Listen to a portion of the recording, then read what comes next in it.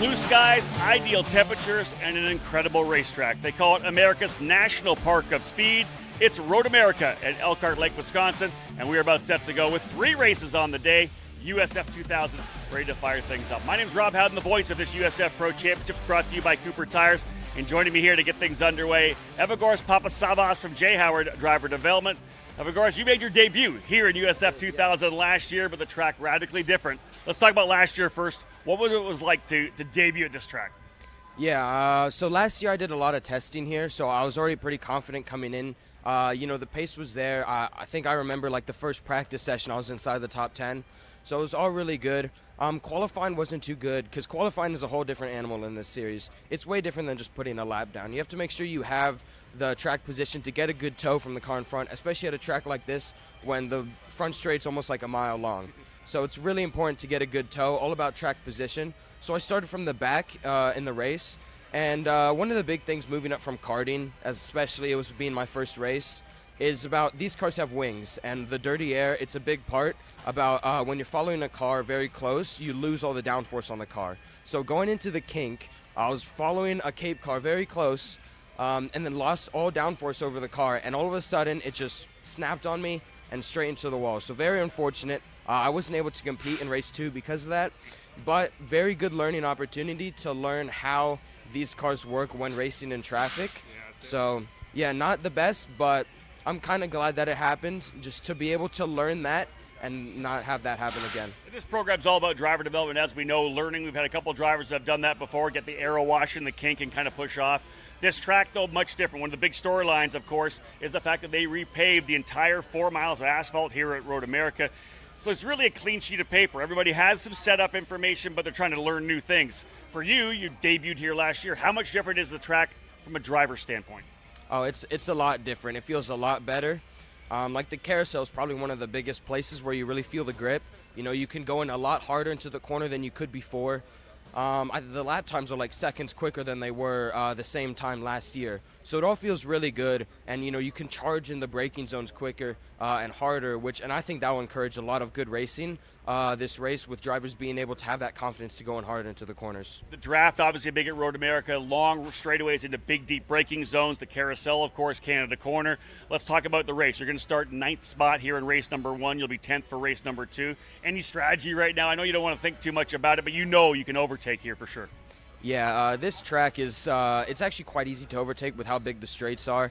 If we go back to IMS, there I started after the engine failure in race 1. I started at the last row in race 2, and then I made up my way up to 12th, I believe, past 7 cars or so. So I think at this track, I know what I need to do, and I know that I can do it. And it'll just be to pass as many cars as quickly as possible, and really just to stay in that lead pack, stay in that tow, that draft of the cars in front, so that way I can just stay with them and I don't fall too far back. Road America, always kind of the midpoint of the season, and we start focusing on the championship, getting to Portland on Labor Day weekend. Evagoras, you're in the top 5 in points, championship still in your mind. What's the strategy that way? Is it getting a couple of good finishes, or are you starting to think you need to start maybe closing up on Lucky Hughes, your teammate? Yeah, so really right now what I'm thinking is just stay consistent. Hopefully for the rest of the season I'm finishing on the podium for all the races. Just keep the points coming, because how this championship works, it really rewards consistency. So that's really all what I'm going for, is just be very consistent, get the points on the board, and of course I'm going for my first win. He wants that first victory, and if you look back historically at this program, consistency, as he has said, has always produced championships. Folks, we're about set to go racing. We have drivers ready to roll on the grid right now. After this break, I'll give you a full rundown of the starting lineup.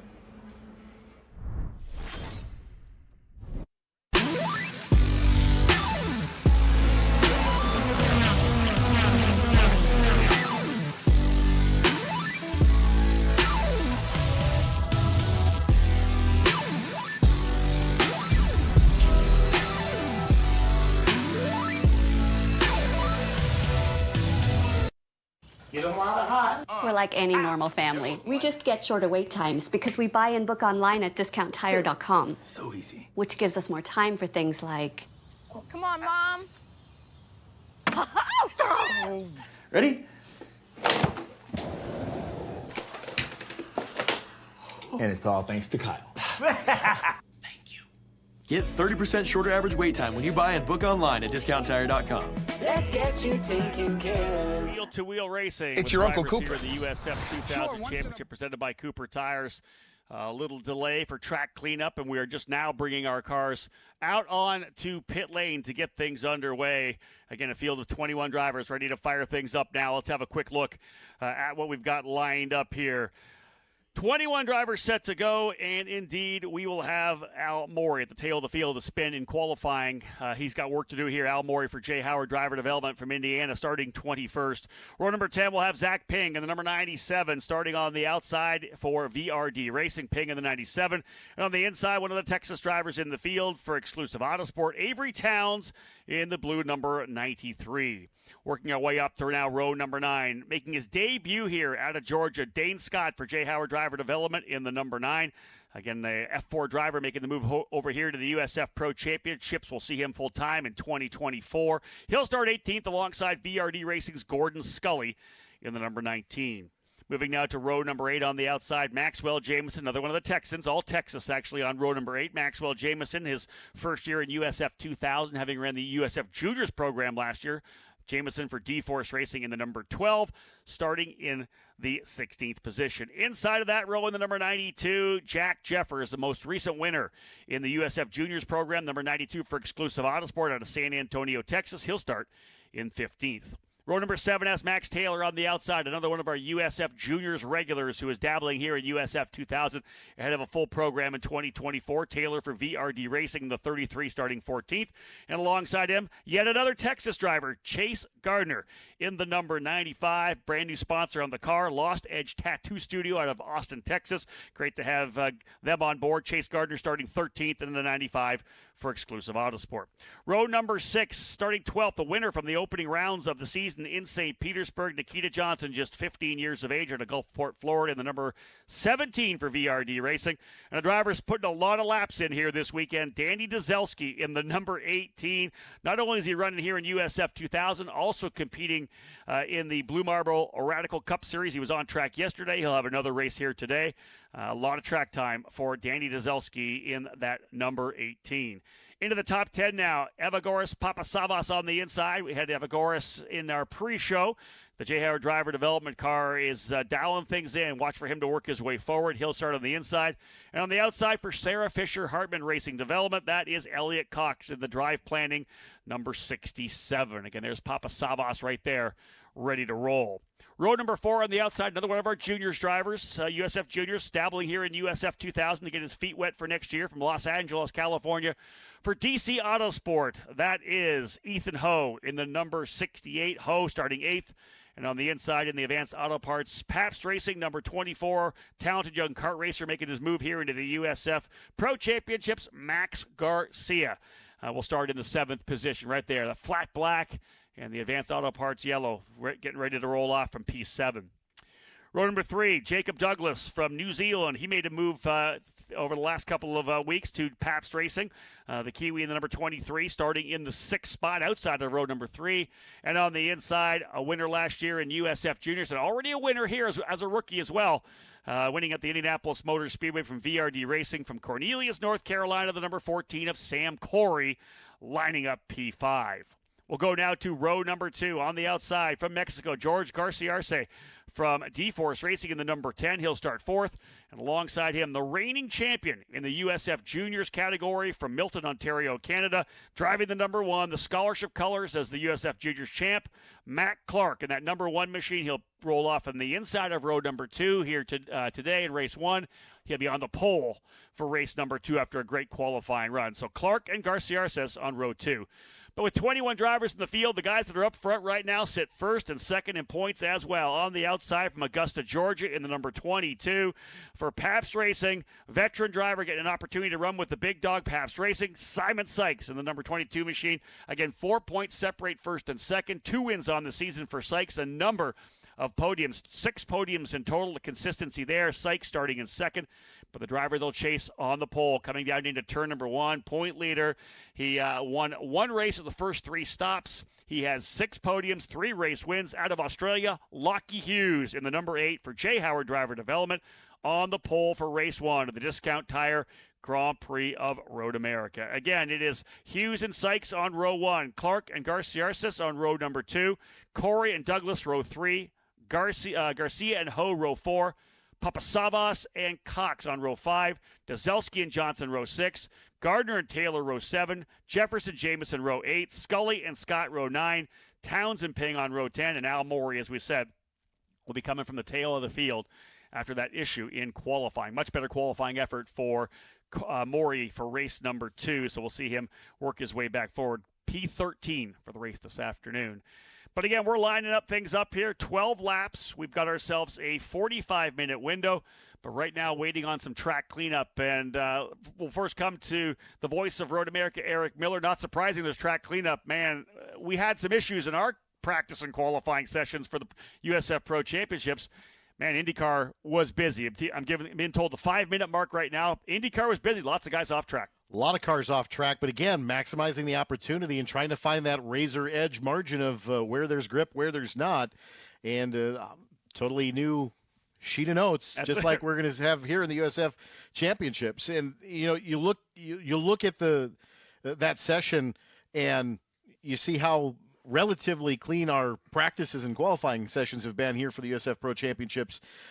These kids have been minding their P's and Q's. They have. But it's race time now. You're right. That visor goes down. It's a little bit different today. And you and I can talk as much as we want as we have a good look at the grid rolling back here. We haven't been on the track in one of these cars, but we do have somebody right now joining us who has, and that is Michael D'Orlando, who is starting on the pole position for the race that we will go green with this afternoon at 2:40, the L&W Supply Grand Prix of Road America. Michael D'Orlando, of course, last year's champion in USF2000.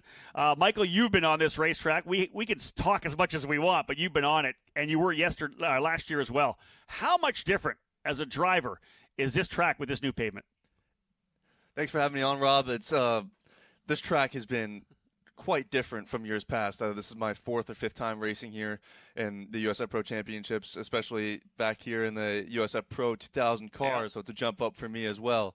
But this track is really fast now. The pavement is nice and smooth. It's easy on tires, and you can roll a bunch of speed. I think USF's, 3 seconds faster? Pretty much, yep. Yeah, and we're about the same as well. So it's been really quick, and a lot of it is just whatever driver can really get that setup right and trust the grip that's there and get off the brakes and roll as much speed as you possibly can through every corner. That's the fastest one.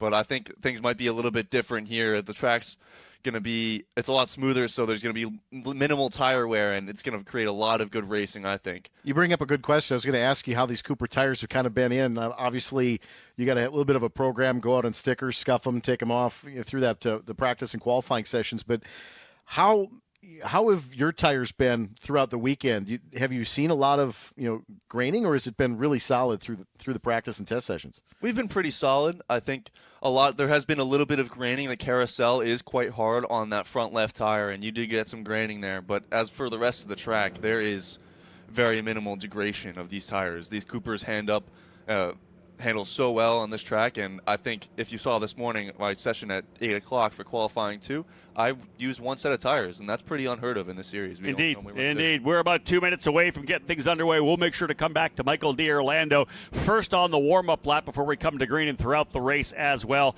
As I said before, 21 drivers set to go here. And again, one of the key things about this USF Pro Championships is the simple fact that these racers are driving and competing for a massive scholarship. Michael D'Orlando will tell you, without the scholarship for winning the championship last year, there's a good possibility he's not on the grid this year. So USF 2000 drivers, again, racing after that solid scholarship. The end price of that is $433,200. That's the scholarship for the USF 2000 drivers to move to USF 2000 Pro. And then you go to the Pro 2000 drivers, the scholarship to go to Indy next in 2024, $664,500. So again, unparalleled in the world of open wheel racing anywhere around the world. And so to have this scholarship that's brought to you in part by Discount Tire, we're thrilled to have them with us. 21 drivers on the grid, folks, as we said to go, and we are about ready to fire things up because we have 21 engines to come to life here, folks. Time to get things underway. For the call to fire up these engines, the command, one of our guests from L&W Supply. Let's go down to pit lane and Logan Weigel. On behalf of L&W Supply, Drivers, start your engines! That's solid. Eric, that was a solid That was start. solid. Definitely an A for effort there. That was great. I'm sure, Michael, you love to hear that call. You're sitting down on pit lane, any one of your races, you're waiting for it. You just, come on, let's fire this thing up. Because I know as a driver myself, sitting on the grid is painful. You just want to get the thing fired, and you want to get out onto the racetrack. Yeah, it is painful, and I for one get really anxious. Do you? Yeah, I get whenever I'm sitting in the car, I'm just waiting. My heart's pumping, my mind is racing, and I have to remember to breathe. Really, I sit there like, I bet. Right? Okay, let's get into this. And then as soon, it's funny because as soon as you get out on track and that green flag waves, it's nothing. Agreed. You're completely 100%. And a lot of that's muscle memory, right? Yeah. It naturally comes to you. Well, and you got guys like Michael that have been racing karts since they're 8-9 years of age, and you're in your suit in a cart. The minute you get going, the wind starts blowing through you again. It kind of cools you off on a hot day. One thing that we haven't seen yet, obviously the Blue Marble Radical Cup, Michael, has raced, but we have not raced yet. Turn 1, coming down to the straightaway. You know, the character of that corner has obviously changed with, number one, the smooth pavement coming into the braking zone. The exit's a little bit different with some more runoff there.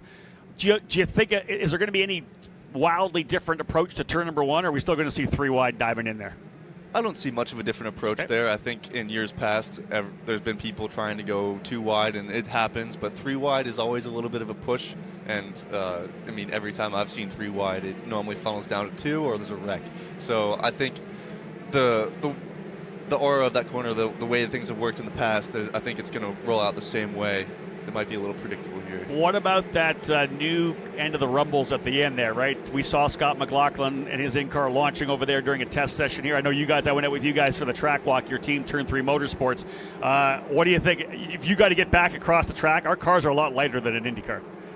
Yeah, it really is. That curbing, that exit curbing there is rough, and luckily I haven't had the opportunity to, or the unfortunate misfortune to go over top of that curbing there and go skyrocket myself to the moon. Yeah, but we don't want to do that. Please don't do that. But yeah, I wouldn't be surprised if there's 1 or 2 drivers that end up doing that on this race start here. Go ahead. I was just going to say, obviously you want to capitalize on the start, and try to get position. If you're second, third row back, talking about going 2 wide, 3 wide, going into that first corner, how do you judge in your mind when you're going 2, 3 wide, in that second or third row, when you're going to make that move, or are you going to kind of be a little bit more patient? I know you always want to maximize and get that position and capitalize, take the advantage on the start, but there's got to be that moment where you're like, I really don't know if I should do that. Yeah, a lot of that kind of pops up.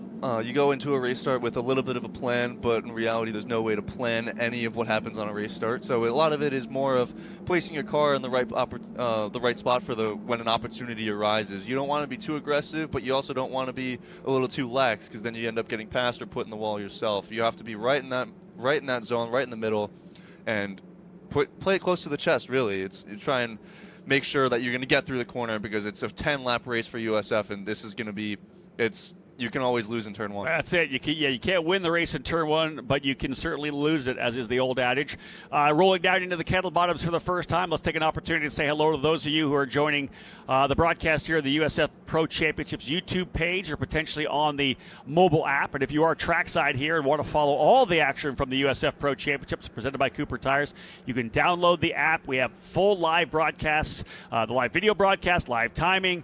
We have our mini documentary, The Climb, on there as well. All the episodes available on the app, as well as my USF Pro Insider podcast. So lots of information from the app, or you can always head to the YouTube channel as well. Drivers working their way out of Canada Corner now. They'll line things up. Our first start in USF Pro Championships on this newly repaved racetrack. Turn 1 will be interesting. Lockie Hughes and Simon Sykes, the 2 primary championship combatants, line up, P1 and P2. Sykes with 2 wins on the season, 3 for Lockie Hughes. Matt Clark looking for another victory. He's the most recent winner, having scored the Freedom 75 win on the oval. We are lined up. 11 rows of cars, 21 in total. Time to roll off here with the Discount Tire Grand Prix of Road America. That slow climb up the hill, such an iconic part of the race here. And then that big run down in to turn number 1. We'll see him fan 2, 3, likely 4 wide down the straightaway. And away we go. Green flag flying. Big jump further back. And we are underway. Low line down to the bottom of the racetrack for Lockie Hughes, but it opens up when you get down to the end of the corner. Make that 3. Yep, here comes that 4 wide we talk. Hughes down to the bottom. Big run around the outside for the D-Force car as well, looking to get aggressive. That's Garcia as they'll work through turn number 1. Looks like it's clean thus far. Back into 3. 2 wide, couple of drivers thinking about it, but otherwise pretty clean and green through the first couple of corners, down through 1, 2, and 3. And now that big, long run under the Sargento Bridge to work their way down into turn number 5. First time into the hard braking zone. Remember, these Cooper tires not fully up to operating temperature as of yet.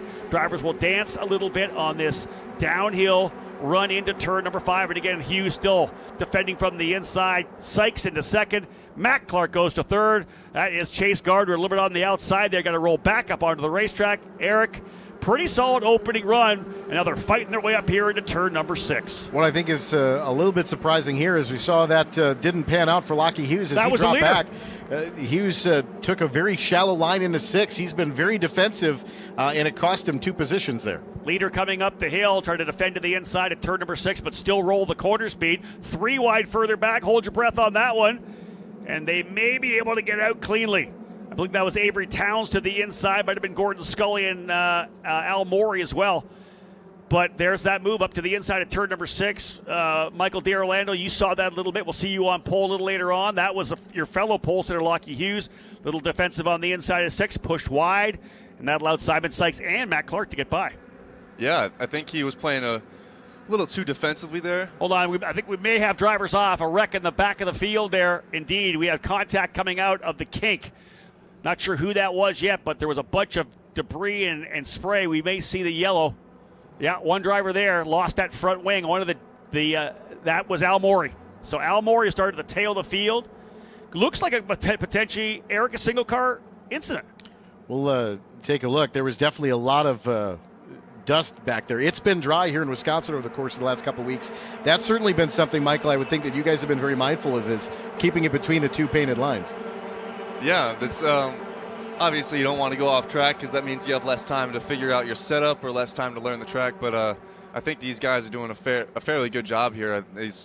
Normally you see a crash into turn 5 or turn 8, but they've definitely been pretty consistent and courteous with their other drivers, and as I see the cars going through turn 3. Contact into turn 1. Somebody is backwards. Looks like 2 cars into turn 1. Some contact late in the apex exit, possibly even looks like maybe the 97 car. Yeah, Zach Ping will be the 97, so potential issue for Ping up in turn number 1. So a bit of chaos here early on as drivers kind of settling in. I saw a couple of guys going side by side through that corner as well. You've got to be wise here. You may run that inside line, but pretty easy to push wide when you're down to the bottom like that with a more shallow entry with the driver on the outside. We are going to go full course yellow. And indeed, a little bit of chaos. We've not had the best of starts to the season with USF2000. They had some chaos at the road course in Indianapolis as well. And there's those 2 drivers connected in the back. Coming back across the line, if we think it's Zach Ping, I think the other driver potentially could be Maxwell Jamieson. We'll have a better look when they come around. But 2 drivers off there. We'll get a better feel as well when they come back around. First time by, Sykes was the leader. Clark ran second. Hughes third. Garciarce in 4th, Sam Corey 5th, Jacob Douglas 6th, Elliot Cox, Ethan Ho, Evagoras Papasavas, and Max Garcia was the top 10 at the end of that first lap. 12 laps in total and a 45-minute window. Michael, you ran this series last year, USF2000. Again, it's all about learning. You did a couple of years, a little older than the number of the drivers we have here, so there's a level of maturity as well. But there always is that anxiousness on an opening lap because everybody knows that's the best opportunity to get passes done. Yeah, it really is. I think depending on your situation, if you know you're quick and you're sitting in the back of the pack, that's when you got to get your moves done because there's only so much time that you have throughout a race to make those moves happen. But when you're sitting out front, there's really no point. When you're top 5 here at Road America, you can get a win. There's enough draft and there's enough space that you can make something happen. So really up front, you want to be nice and clean. And I saw Lockie Hughes going off in turn 6, and to be honest, he was pushing a little harder than he should have been. Even if Simon got by on that first lap, he has the rest of the race to do him. Listen, you're going to be on track at that same position. Did you take anything from that? Watching it, maybe learning yourself a little bit? Yeah, I'm looking a little bit. I'm trying to understand what the drivers here are doing. It seems like everyone's on their bumper to bumper going into turn 3, so you're really going to have to defend through 5. But, I mean, 6 isn't really the place where you want to defend. If someone's going to put it up on the inside of you in 6, just let it happen. You still got 12 laps of racing left. And what did you just said? Like, if you're in the top 5, you can win. So literally, we're fighting hard here on the opening lap. When really, if you get a 5-car breakaway, as long as you're in that lead pack, you're going to be able to make moves, right? Yeah, that's really all that matters here at Road America. There's 3 long straightaways, 3 of which you can get really big drafts from. So even if your car isn't quite fast out on its own, but you still have that draft, you can hang with the leaders. If you're a fan of Maxwell Jamison, he was not involved in that. It was actually Avery Towns in the number 93. Zach Ping and Avery Towns near the tail of the field there, collected into turn number 1. Likely contact at the apex or just on the exit, probably locking wheels, and both those drivers off the racetrack. So we put 2 laps in the books right now, and here is the lineup. Sykes is the leader, Clark second, Hughes in third. Sam Corey makes a move past Garcias on that last lap. Garcia back to 5th, Corey up to 4th. Jacob Douglas runs 6th, Ethan Ho, Elliott Cox, Max Garcia, and Nikita Johnson able to work his way up. Johnson started in 12th, a couple of spots for him. He goes to 10th position. Max Taylor, Evagoras Papasavas, Danny Dzelski, Chase Gardner, and Jack Jeffers rounding out the top 15. How fortunate that Maury was that we didn't have more contact back in 11, obviously towards the back of the pack anyway, but turn 11, obviously, Michael, not a place you want to go off to the left at all. No, I mean, it's the kink, right? That's not something you go side by side through. Yes, I did it in 2021 with Kiko. I wasn't going to say it. I wasn't going to bring that up. But, I think when you have a driver that you completely understand and completely respects you, then you can make those types of moves. But, back in the pack, when, there's a lot of the front runners have that respect and have the respect for other drivers. Back to the pack, it normally gets a little bit more dicey. So there's going to be some, elbows thrown out, and especially through the kink, you don't want to have that. Michael, let's talk a little bit about winning the championship last year. We've obviously got a little bit of time here right now, so we'll get a chance to kind of focus on you a bit. Big battle for the championship last year. If you are a fan of IndyCar, you're a fan of what we do, have a look at our mini documentary called The Climb, brought to you by Discount Tire. That first episode talks all about Portland and the finale last year. You came in 3rd spot. You're racing against the 2 Paps drivers. You're literally battling against 2 teammates who you expect they're going to kind of gang up on you a little bit. They end up ganging up on each other a little bit, and you come away with the championship. Of all the racing you've done, running for factory teams in Europe and karting and everything you've done, I know that the emotion kind of poured out a bit on the podium when you'd won that championship. As a young driver, how much does winning that championship and the scholarship mean to you moving forward? It means the world. I think without the USF Pro Championship scholarship, I wouldn't be here. I wouldn't be racing in USF Pro 2000 this year. We don't quite have the funding to do it, and my brother and I both race, so it's double whammy on our parents and on our sponsors. So funding is limited. But it's definitely the booster that I needed through my career. I feel like that I was going to be stuck in USF 2000 forever because I didn't quite have the budget. And even after getting vice championship in 2021, I was looking to move forward but never could do it. And, I was hoping that I wasn't the one in the middle of that Pabst sandwich right, exactly. throughout the rest of that season. But, it's definitely paying off, and I'm spending a lot more time at the racetrack and, really happy. I feel like I'm finally getting the ball rolling. Yeah, you mentioned partners as well. Obviously, as you're rolling your way up, you're getting a little bit more exposure as well. You ended up doing a video interview with Marshall Pruitt and Ryan Hunter-Ray, right? So here you are in the middle of the fray. But let's talk, you mentioned partners. It's not just your parents. It's not just the scholarship you won last year. Let's talk about some of the partners that you have on board that make this really possible for you.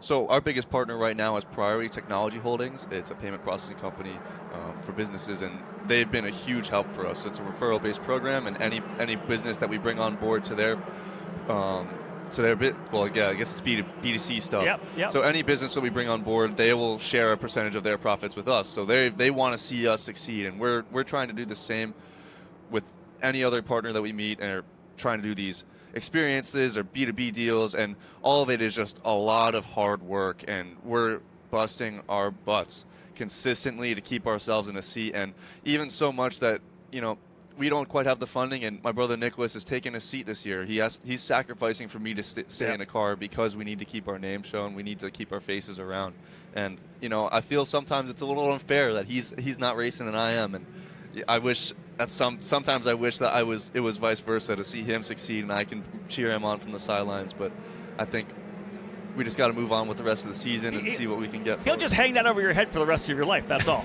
No big deal. But listen, this is, again, let's keep going deeper, because for those of you sitting on the sidelines, it's not just young drivers racing and finding success. You get a chance to drive. I remember talking to one of the drivers who came all the way through the ranks once they got to IndyCar. They said straight up, I can't believe the fact that literally racing is the 25% of it. It's all the work, the 75%. I'd say 10%. Yeah, so 10 and 90, you think. Isn't that crazy? Yeah, it is. It is wild, and I think sometimes that being a 21-year-old in my series, I'm on the higher end of the age bracket, and people look at me. It's like, oh, why aren't you further up? It's like, well, do you have the money for me to get up there? But pure money for sure. Yeah. Michael D'Orlando joining us up here in the booth. He'll start in the pole position later on this afternoon in the USF Pro Championship. A tremendous title season last year, as he talked about, vice champion the year before, gets the chance to win the title and brings that scholarship with him to Turn 3 Motorsports. And although this year has been a ton of bad luck, things turning around a little bit for Michael, the sheer pace is there, no doubt about that. We will go green this next time by, so we already had ourselves a look, Eric, at the start. And it was 4 wide as we expected, and they actually got through cleanly. Issues further back with drivers getting together brought out that double yellow, so here we are. Now our first restart rolling down into turn number 1. Obviously with a little bit different look to the start, you'll see a little bit of that snake. Once that pace car pulls off in 13, going to be Simon Sykes, it's going to be his responsibility to guide the field to the green. So probably sitting 3rd or 4th, you're kind of worried a little bit about that jackrabbit start a little bit. You're kind of waiting for him to figure out where he's going to go. Right, yeah. It seems that most of the time you want to end up going by middle of turn 14 just to make sure that the group kind of spreads out a little bit and you're not getting freight trained over into turn 1. So that's it. Let's talk about that, too, because it's such a long run out of turn 14 up the hill all the way into turn number 1. When you get that, is it a good possibility he's going to get freight trained here, at least one guy? Yeah, I'd say there's going to be at least one guy that gets up next to him. But, if there is only that one car draft, if you get real close, you do get that side draft. Okay. So there still is a way to defend into turn 1. But, a lot of the times if you're leading on this restart, you're going to get passed. Yeah. And you're going to have to, understand that that's going to happen and figure out how to get by in turn 5. Back down in turn 5, yep. Exactly, yeah. There's lots of opportunities still to pass, and again, here they come back out here. We put 4 laps in the book, so if we all go green to the end, we'll have 8 more laps of competition for you. They'll work their way out of turn 14. Sykes, Clark, Hughes, Corey, Garcia, the top 5 drivers, and again, they'll get up here and a slow start there. Sykes trying to hold on to it. He'll roll up and lining them up still. Sykes has not yet punched off. We'll see how this approach plays. Michael talked about getting at it early. He'll keep all the way down to the bottom of the racetrack. Matt Clark, the young Canadian, looking to find a way by. They'll stack it up. They'll go too wide a little bit further back. And right now, it'll be Sykes keeping the bottom of the racetrack right down to the inside. You can see it. Round the outside comes Clark. Not quite there. Garcia side by side, though, I think, with Sam Corey coming through. And let's see if they get through cleanly. Thus far, they are. A little pinch down the bottom, touch of the grass there for Garcia. He may lose a spot. No, that's actually further back. That's the D-Force driver getting in there as well. So we'll see whether or not things clean through turn. Oh, there's a wing flying up in the air. Somebody's lost the front wing. Pick that one up when they come across here. There is damage right there. I think that may be Max Garcia. I think without a front wing, you saw that flying up in the air. He'll have trouble coming down to 5 without that front downforce side by side. That's Lockie Hughes pinching down. I think he was able to get back by Matt Clark around the outside. So, indeed, they'll defend coming back up the hill to 6. There's Sykes going to be able to lead. Clark down to the inside. I want to say that maybe Jacob Douglas coming in there. And, again, Hughes goes off. Hughes off. And so Corey up there. More contact coming through turn number 7. And indeed, I believe it was the front wing of Max Garcia. He's coming down the inside here. Yep, that's the 24. I looks like the rear wing has collapsed towards the left slightly. Yes, there's a rear wing issue for Lockie Hughes. That is your point leader, and that would change the championship most definitely, especially if he's up front there. He's having trouble coming through the carousel without that full rear downforce. Remember, the car, even though we don't have a lot of mechanical downforce, if you lose the front or the rear wing separately, the balance of the car goes away. There's your lead for Sykes. And again, another driver's gone off. That I think would probably be, I would bet that's Garcia. Michael, think about trying to go through the kink in a USF2000 car with no front wing. You need that downforce. Yeah, you really do. I think that's one of the reasons why the first guy went off in the first lap. Yep. It's all it takes. It's all it takes. the downforce in USF, it may not be a lot, but the car weighs pretty much nothing for a race car. Very true. It's really vital to have that wing. I expect we'll see Garcia pull in here. He comes out of no. Garcia's going to keep rolling, I think. So he's going to try to keep it up. Maybe hoping for a yellow flag potentially right now. We've had a couple of those already. We'll give you a re-rack here. Sykes the leader. Clark runs in second. Corey up to third. Garcia in fourth. Jacob Douglas fifth. Lockie Hughes falls back to sixth. We'll have a better look at that rear wing. Max Taylor, Nikita Johnson, 7th and 8th. Elliott Cox and Chase Gardner, the man on the move right now. He fell back and he's worked his way back forward. And now we're being told full course yellow. So thinking about potentially the wing down there coming out of the carousel could be on the track. They'll get that cleaned up. But again, there's right there came by. This may be the option and the opportunity to come in and get that fixed. He's still going to go to the back of the field, but he's going to have a chance with a couple of laps left to try to get points. That's 100%. That you know they were calling from the pit wall. Stay out. Especially if they knew on radio that they were going to have to stop the race. So this is going to be big for both Lockie Hughes and for Max Garcia. They're going to have to go to work getting another rear wing put on Lockie's car, then a front wing, which is much easier to bolt on for Max Garcia. Don't see rear wings collapse like that very often without contact. Some kind of contact. Wonder what kind of contact we missed, and it looked like it was from the turn 6 area, possibly maybe from him defending as well under attack going up to turn 6, but kind of an odd spot for that wing to kind of collapse. But it was definitely there once he got off on the rumble strips on the exit of 6. Michael, have you ever had to deal with a car like that where you've either lost the front or rear wing? I have to think it'd be pretty diabolical. I've lost the front wing here last year. I had a little bit of contact, and it's definitely a difficult task to do at a track like Road America. You do have all these high-speed corners, especially the kink. But it is kind of fun when you're going down the front straight with no front wing, and you're like really fast. Really fast. That's right. Then you realize you have no brake capacity, and you're going into a corner way faster than you can handle. But I've never seen a rear wing like that, like without some serious damage. Obviously, Lockie Hughes was running up at the front. I don't know how that happened. I'm wondering whether or not maybe a stress at one point when he had that issue coming up the hill, the opening lap, if Sykes kind of went underneath him, like crossed him over. Was there a tap there potentially? Although you think Sykes may have some damage as well. But again, we're going to see some drivers likely into pit lane here now. We expect to see Lockie Hughes and Max Garcia to get that changed. We're going to go back to green right now. Yeah, so that makes it tough with such a quick cleanup. Do they come in again? Do they try to wait for another one? We've got 6 laps down of 12. It'll be 6 when they come back around. So we'll see how this plays out. Nonetheless, we've had a couple of drivers moving their way back forward, and it has kept Simon Sykes from pulling away because he had a little bit of a gap built as the battle between Matt Clark, Sam Corey, and Lockie Hughes developed there. We'll go back to green flag racing this time by. Remember, 2 more races still to come. USF Pro 2000 will have their first race of the doubleheader. They'll run at 8 o'clock on Sunday morning as well, and USF2000 we'll cap things off later on this afternoon again. Imagine Lockie Hughes is going to be tiptoeing through the carousel and the kink with that rear wing skew like that. Yeah, and he'll obviously have a look now. The guys at the pit wall have been able to see it, maybe on the big screen as well, so they'll know that there is some kind of – so he'll at least know what's going on with the car and potentially be able to manage that. But, man, you think about having the downforce ruined like that, especially a couple of the corners. Yeah, here comes Hughes into pit lane. Not surprising. He will come in. Garcia staying out without the front wing, and they'll work their way back down. Here we go, back to green flag racing. And again, Matt Clark will look to attack from the outside. Sykes is going to run the bottom. Clark gets a big run here. Will he hold the outside? They'll go 2 by 2 coming through turn number 1. And we'll watch them as they come back through down here. And it's still Sykes holding on. Clark right back below. Corey looking to try to do the over-under to get a better run. And he's got those guys lined up behind him. Garcia and Douglas looking to capitalize here as well. As they'll work their way out of turn number 3. Clark not leaving it, but they're right on the gearbox right now. Almost bump drafted Clark all the way up into turn number 5. And Eric, now he can't attack because he's got to defend as well. He's thinking about those guys behind him. How about 3 wide to the corner? There was contact between the 2, and they've both gone off. Garcia's gone off, and I can't believe Sam Corey held on to it. Sam Corey made an unbelievable save, but it looks like he's got some damage there off into the grass as well. That's here. Clark. Clark. Yeah, Clark's gone off coming up the top of the hill. So I wonder what happened there to Matt Clark. Maybe cut a tire, you wonder, if they're side by side like that, Michael. That could easily happen. Yeah, I saw them going 3 wide into turn 5, and my first thought was, oh no, this ain't good. That's not good.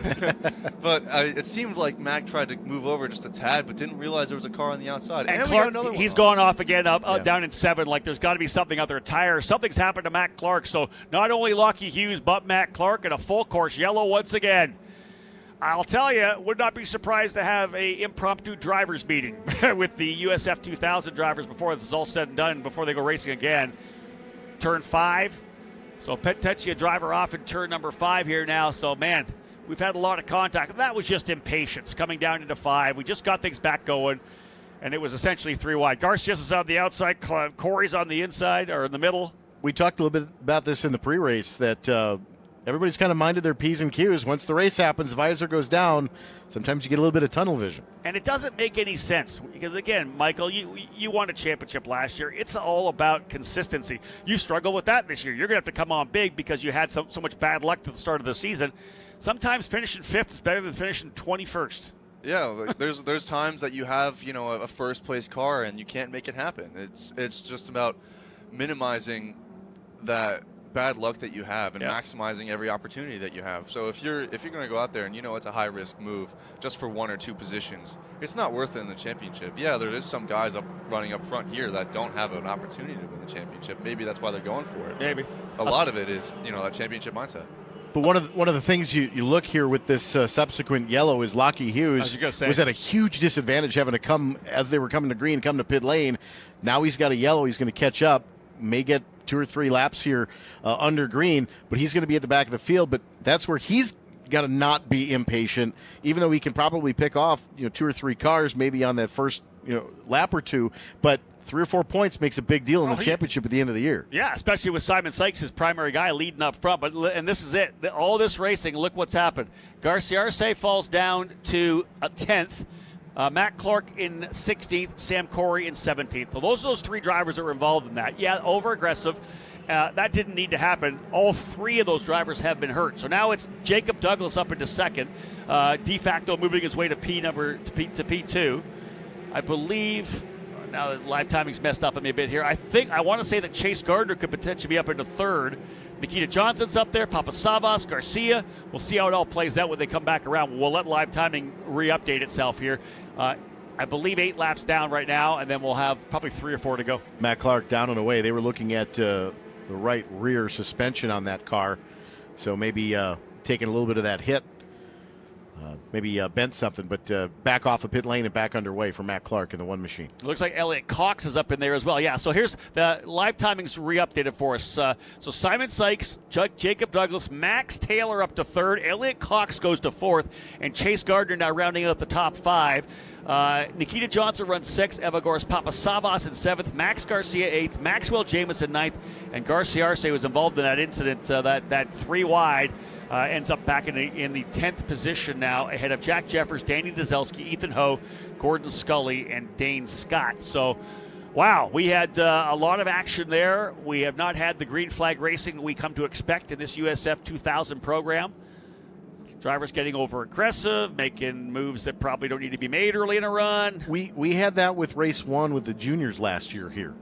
Indeed. We had a little bit of an issue where we just couldn't seem to get more than a lap or 2 underway, and the rest of the weekend, after a little bit of that impromptu drivers meeting, settled down, and we're able to get racing underway. So it's not uncommon when you have racers that are a little bit younger here. Yeah, it's the track to a certain extent as well, right? These long straightaways with the draft keep guys in the tow, and then they get down to the corner, and there's an opportunity to potentially overtake. And again, you overcook a braking zone, whatever it may be. There's lots of places you can do it.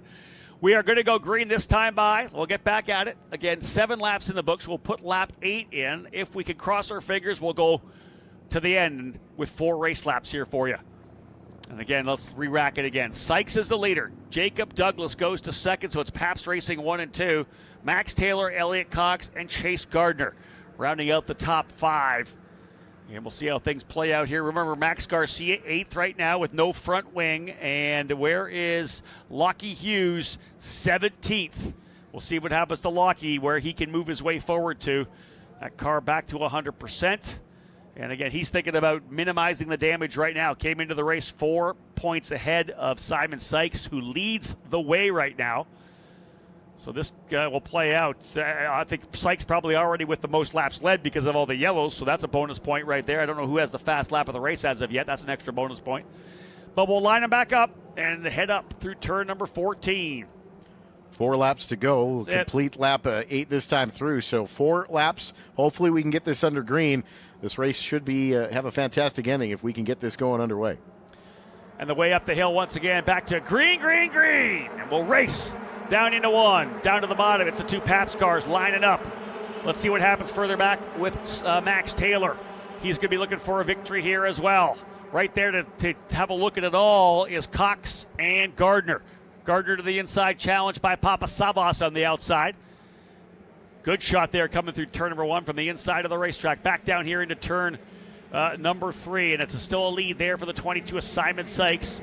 There's 1 or 2 passes there already, I believe, for Lockie Hughes. Eric able to get a couple of spots by, I believe, Gordon Scully and Dane Scott. Yeah, but looking at that turn 1 maneuver, Jacob Douglas did Simon Sykes a favor and just kind of moved over a little bit to fan out, blocked the run that Max Taylor had running down into turn 1. Defensive line down the inside as well there for Jacob Douglas, who had moved over to Pabst Racing. Wanting this podium finish, trying to hold on to second here. Now you can see he's got the move. There's Elliot Cox is starting to put the wing, showing a wing to the driver running P3, the number 33 of Max Taylor. And one driver went off further back, as you saw, coming up through turn number 6. Another driver off in turn 7. You got to keep it dialed in, folks. Keep it within those white lines, as Eric had said earlier. These drivers, of course, middle way through this USF Pro Championship program. The middle rung, USF Juniors, the entry point, USF Pro 2000, where Michael runs the step into the Indy Next Series. Here comes Cox looking at the inside of the kink on Taylor.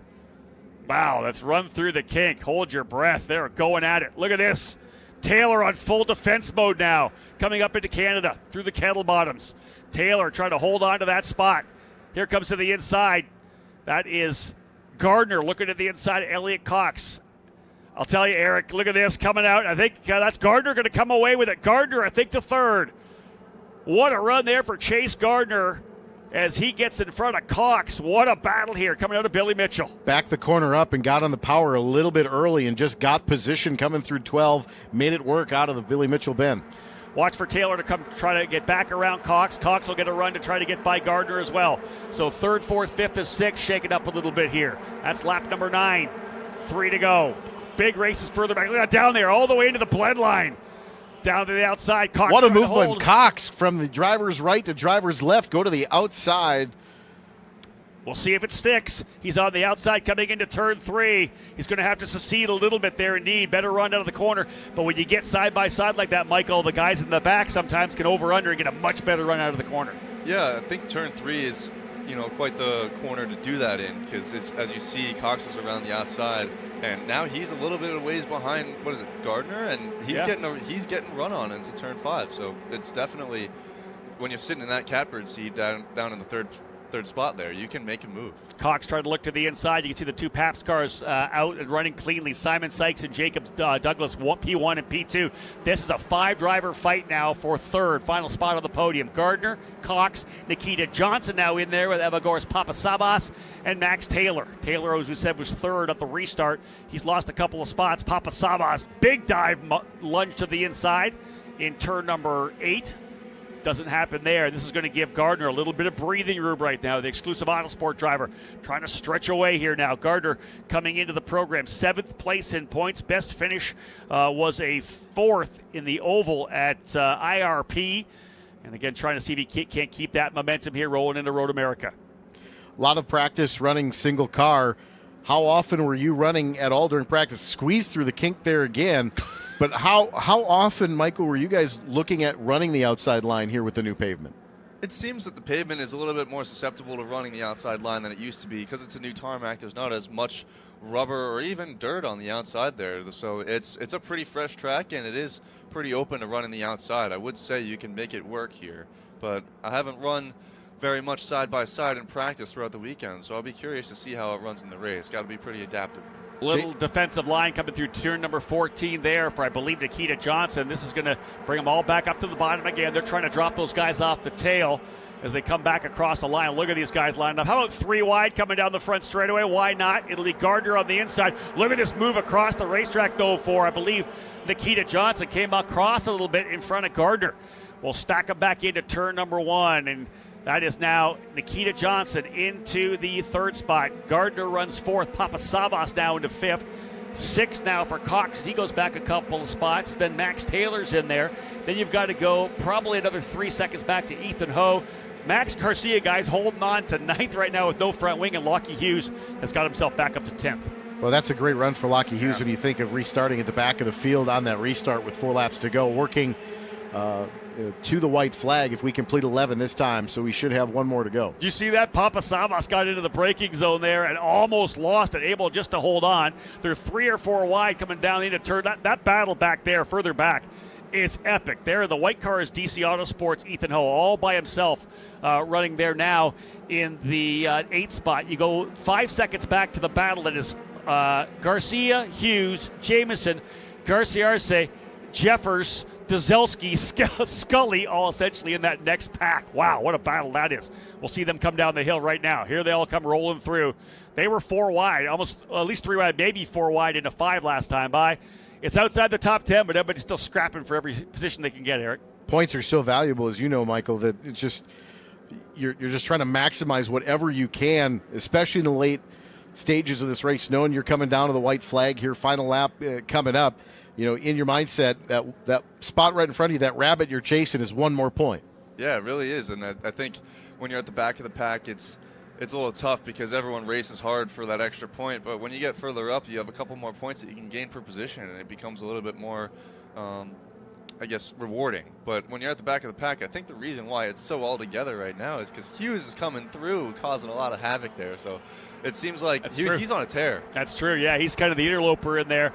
And I'll tell you this, folks, Pabst Racing, who has their team in nearby Economawalk. This is obviously an iconic name here. The many years for the Pabst name at Road America. They run 1-2 right now, so Augie Pabst on pit lane likely extremely happy with the way things are playing out here right now. He looks to potentially get a 1st and 2nd place finish with Simon Sykes and his new signee, Jacob Douglas, who signed up with the program to start here at Road America. Nikita Johnson, I believe, running in that 3rd spot. Again, great run for Chase Gardner now in 4th position as he's got Elliot Cox behind him, Papasavas, and then right there behind them is Max Taylor. Papasavas, I believe, able to get in the spot here. Final lap for the drivers here in the first of 2 USF2000 races here on the day. They'll wrap up their trip here to Road America today with 1 more race this afternoon. Here's Ethan Ho having a really strong run in 8th. 9th is Hughes now. Lockie Hughes up to 9th. That's probably as far as Lockie Hughes is going to come. May still have a battle here for 5th spot. That's Cox versus Papasavas, who started 9th and now runs in 6th. Here's Papasavas looking to the inside, showing him here. See if he can't force a mistake at Elliot Cox, and that's Sarah Fisher-Hartman Racing number 67. Otherwise up front, Simon Sykes looking to get that next win. He's got 2 on the season. This would be, if he wins here, would be his 3rd win and his 4th straight podium finish as well. Starting to build some momentum here mid-season through Kettle Bottoms, and a great run here right now. Out of Canada Corner. He was challenged early, but has settled in. Even with the restarts, he's been able to hold on to it. A big run here as well for Jacob Douglas and Nikita Johnson. Oh, it's Papasavas cooking it here, coming into the corners. He's battling it out with Max Taylor, and Papasavas may have thrown it off there. Out of the final quarter, though, and a great run here. Out of 14. And the winner of the opening round here at Road America for USF 2000 is Simon Sykes and Pabst Racing. They win the opening round of the doubleheader here at Elkhart Lake. Sykes will take the point lead with the victory. Jacob Douglas, his best finish of the year, into 2nd. Nikita Johnson in 3rd. Chase Gardner, what a run for Chase. Started 13th. He ends up P4. Elliot Cox in 5th. Max Taylor 6th. Papasavas is going down to 8th. Ethan Ho was able to slide through, so Ho ends up going to 7th. Papasavas in 8th. George Garcia was involved in that incident, turn 5, able to get his way back up to 9th. And Lockie Hughes, 10th. in the order. So overall, pretty good recovery. And Garciar's passed Hughes on the last couple of set of corners. So Hughes was actually all the way up to 9th last time through at 11. So losing his spot there at the end, but still a top 10 finish for Lockie after a disastrous start. Yeah, no doubt about that. To be able to come back the way he has, I think key for him. There's your results right there. Simon Sykes, Jacob Douglas, Nikita Johnson. Johnson was the aggressor over that last little bit. He got to the lead of that group of 5 that included Gardner, Cox, Taylor, and Papasavas. He was able to fight his way forward. And a lot of that started on the restart. Agreed. He was very aggressive on the restart, and that's what got him a couple of spots. I agree with that for sure. There's the finish outside the top 10. Danny Dazelski coming home 11th. Jack Jefferson 12th. Dane Scott 13th. Gordon Scully in 14th spot. Maxwell Jamison 15th. Max Garcia losing that front wing. He holds on for 16th. Matt Clark, who was up front early, the issue over in 5, put him back to 17th. Al Morey 18th. Sam Corey, Zach Ping, and Avery Towns will round out the field after the incident over in turn number 1. Michael D'Orlando, what do you think? Your turn to get out there and go racing. That was pretty hectic. Normally we don't have that much chaos in Pro 2000. You guys have been around a little bit longer, maybe race each other a little bit harder, but you give each other room. What do you think watching that one? I'm thinking it's going to be fun. I bet. Hopefully I can, I'm starting pole. Hopefully I can be a little smarter with my race starts and see if I can, pull a little gap. I have the pace to go out and do that, but, there is going to be some competition there. And I mean, for the best thing for me would be to get ahead and just walk away with it, because as soon as I get out of the draft, I think I'm good. You're going to be all right? I think I'll be all right. I'm confident that turn 3 and I have put together this really fast number 1 priority car, and I think we've got it. Michael, thanks for joining us, man. We appreciate it.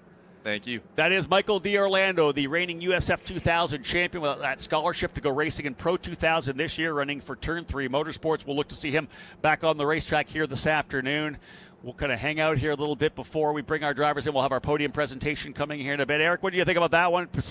I would like to have seen a little less aggression, or at least more controlled aggression in terms of, because we don't need those kind of yellows in this category. Well, and I think part of that is it's race 1. You've got race 2 coming up later this afternoon. So anybody that kind of threw the car away, so to speak, in race 1, they got a short turnaround time. Yeah, that's true. It's not like you've got a little bit of an overnight to work on the car. It's a very short turnaround time to this afternoon in race 2. So you're on the back foot, and obviously if you didn't get a lot of laps or you were in traffic, you didn't really get, a real good feel for what you've got, especially depending on if you're starting somewhere else, in race 2. Yeah, indeed. And again, for everybody kind of has that mindset shift as well, right? You come into a Road America, and if you had a good run, like a Simon Sykes or a Jacob Douglas, or even Chase Gardner and Nikita Johnson, you kind of hang out a little bit, you know where you are. I had a good run already. You could maybe even be a little less aggressive in race 2 to make sure you kind of balance off a good day. Those that finish in the back, guys like Matt Clark coming from deeper in the field, they're going to have their heads down. As here comes Simon Sykes in that Moffitt-sponsored Pabst racing machine coming into victory lane. And I'm sure he will be thrilled with this. Yeah, look at that. You can tell the emotion will be there. This is a young driver to Augusta, Georgia, who's never really had an opportunity to run with a top-tier team. And, yeah, now he gets that victory he needed. Simon Sykes, there's Augie Pabst right there. And we know how big this is for both Augie and for Simon as well to be able to win here. This is the race they want to win the most, right? For the guys from Pabst Racing, shop there right there in Oconomowoc. And to go 1-2 as well. Jacob Douglas, what a great drive for him. Yeah, absolutely. Finished 1-2, top 2 steps on the podium here in USF2000. But you know that Augie's got this on the dartboard. There's a little Road America map right in the middle. That's it. And that's the one they want the most. They want to win them all, but this one here means a lot more. Indeed. Again, great run there, as we said, for Jacob Douglas coming home in second. Nikita Johnson in third. Chase Gardner fourth. Elliot Cox rounding out the top 5. Time for me to head on over to Victory Lane. We got some hardware to pass out. And, of course, Simon Sykes. We'll have a quick interview with him before we're all said and done. Don't go anywhere, folks. We'll be back here on USF Pro Championships TV with Victory Lane celebrations.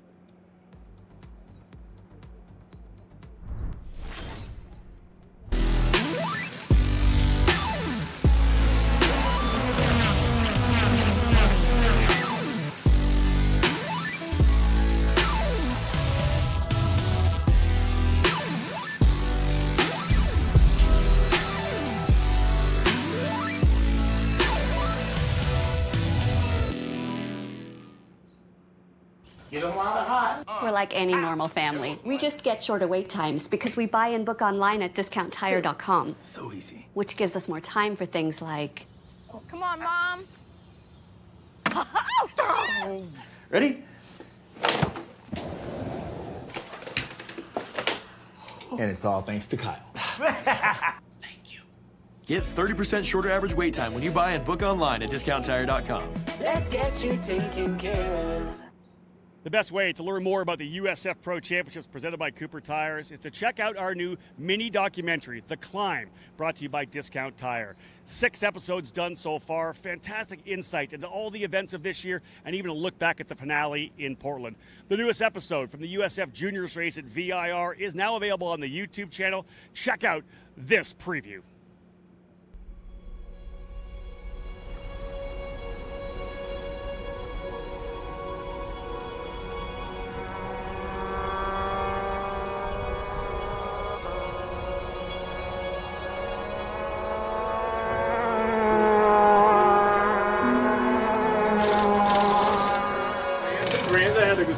But he also had a massive tow.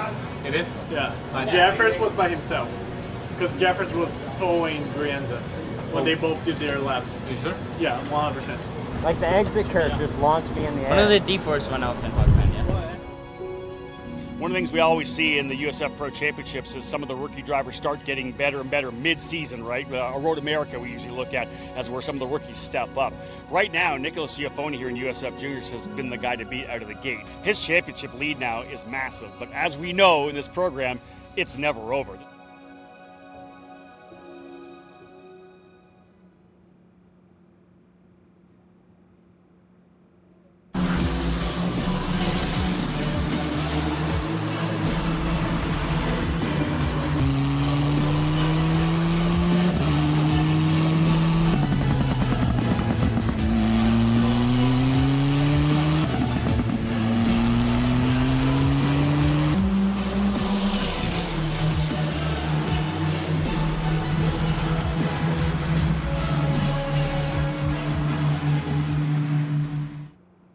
Hi, my name's Gavin Johnson. I'm the development manager for Cooper Tires Motorsport. This weekend we find ourselves at Road America, which is a fantastic venue, and we're very lucky to be here. The opportunity arises this year that the repaving program has just taken place, so we have a lot of new variables to learn and overcome and understand the performance of the tyre and how we can best optimize these bespoke made Cooper tyres for the USF Pro Championship cars. The track is evolving and we're learning very quickly of how to extract the maximum level of performance, and we're already seeing great results. These tyres are designed ground up to suit the chassis and provide not only a very high level of performance but a consistency that the up-and-coming drivers can learn their craft and progress towards their ultimate goal of racing in IndyCar. Uncle Cooper. Sure, once in a blue moon, you might need your tires for hauling a horse in a hailstorm. But most days, you're gonna need your tires for tougher things. Like teaching your sister's kid how to parallel park.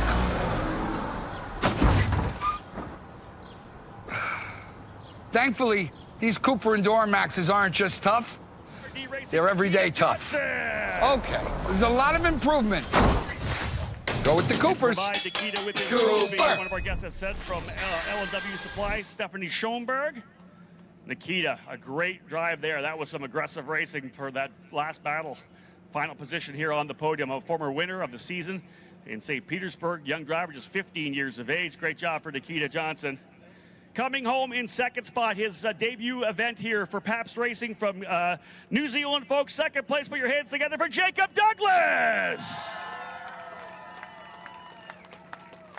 Stacy Rollins will bring Jacob his P2 trophy. I'm feeling that we have a Pabst Racing crew here right now. Is that what we got going on? My favorite city to say, Economawalk. I love that one. Folks, the driver here up here again in the black as well. What a run for him. He'll take the point lead here. A stellar drive. Another Pabst Racing win for Simon Sykes.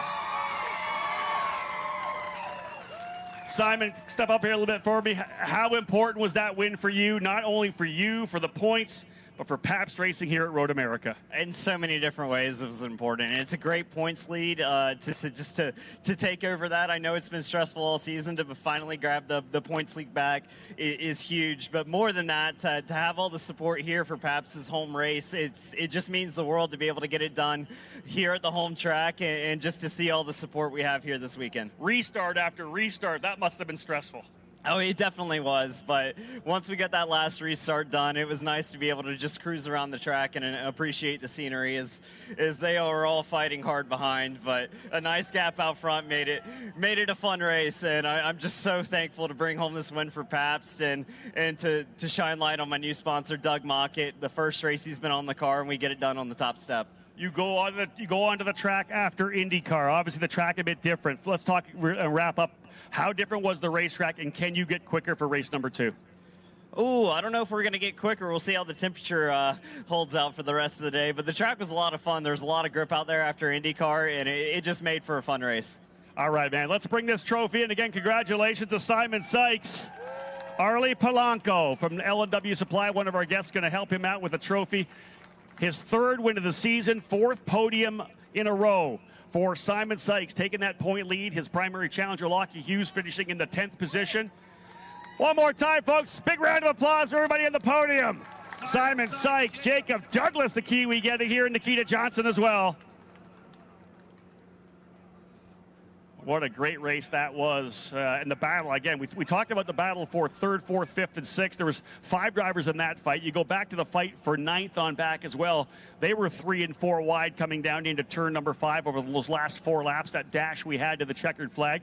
Out front, though, both Simon and Jacob able to get away from the chaos and just kind of run clean themselves to get big point days for both of those drivers. And again, a big day for Economwalk's own Pabst Racing, always circling this event on the calendar, the one they want to do well, that home track, of course, Pabst name legendary here in connection with Road America. Big shout out to all of our partners as part of this USF Pro Championships. Of course, Cooper Tires, Discount Tire, the Skip Barber Racing School, VP Fuels. We're blessed to have so many great partners that are on board with our vision of what to do with these young drivers, getting them dialed in and ready to go to the Indy Next and NTT IndyCar Series. 2 more races still on the docket for today. Later on this afternoon, USF Pro 2000 will roll out for their first of 2 races. They'll run tomorrow morning as well at 8 a.m. And then we'll have our USF2000 drivers back out here again. These drivers here aren't done, so when we do spray the champagne, don't expect them to go at each other, because nothing worse than trying to race in a suit that is soaked with sparkling apple cider. Got some great folks here as part of our guest program here. L&W Supply, Discount Tire. We've got our High Tide Kids on Track guys here. We did a fantastic driver interview, driver meet and greet. We had a chance to go over to Pabst Racing actually and get those young High Tide Kids on Track guests a chance to talk to the drivers and see these cars up close and personal.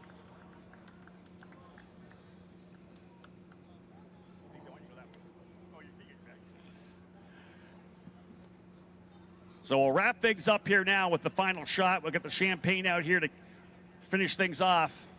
And again, as I said, these drivers will be back at it this afternoon, so likely just the nice spray to the outside. We've got the Kids on Track kids coming in first. Let's have a little shot with them, capping off their fun day here at the racetrack.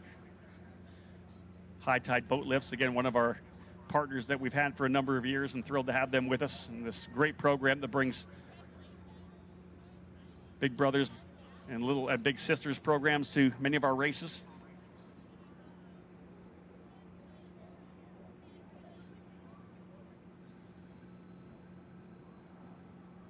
So again, USF2000 drivers will be back on the racetrack this afternoon for the back end of their doubleheader, so they'll do it all over again. Those who had rough races are going to be looking for recovery, redemption. Those who were quick, like the 3 drivers here on the podium, looking to try to match the results that they had here in race 1 to see if they can't cap off a tremendous weekend here at Road America, this fantastic and iconic facility.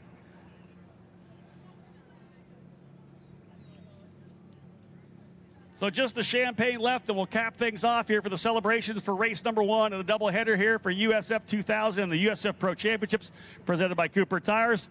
Guys, grip it and rip it. Have some fun here, and let's spray that champagne.